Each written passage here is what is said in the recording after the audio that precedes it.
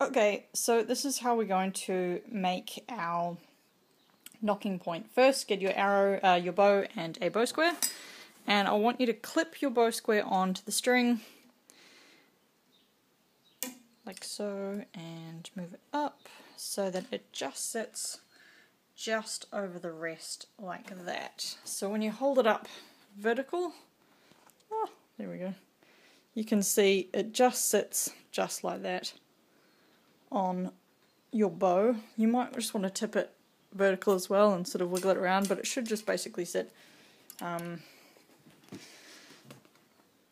just above your arrow rest. Yeah, I mean, I recommend just flipping it around and doing it vertically so that you can see where it is.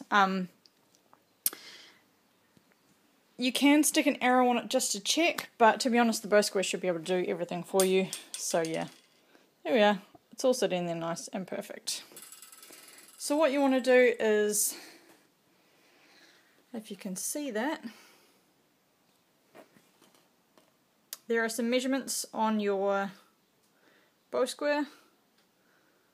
So firstly, make sure your brace height is correct, and then you want to change some of the measurements, or you want to set the measurements on your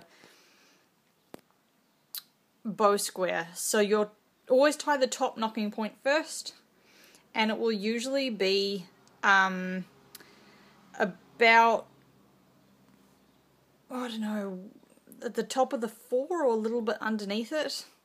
There's a measurement on there, you can play around with it if you like. I tend to clip an arrow on there first just to double check, and then make a tiny mark on the string, and then I put the bow square on, and then I start tying it. I like to make my nocking points a little bit bigger than Andy does anyway.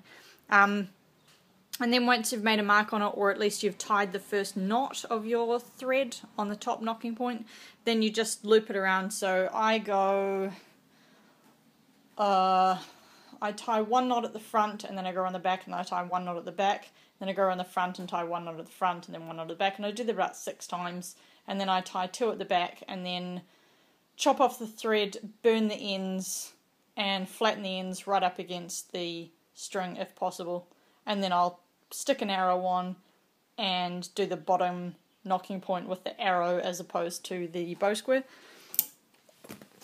So I will get my arrow and clip it on, and I usually do this without it touching anything so that I can see it correctly. So there it is. Sorry for the focus, but there you go.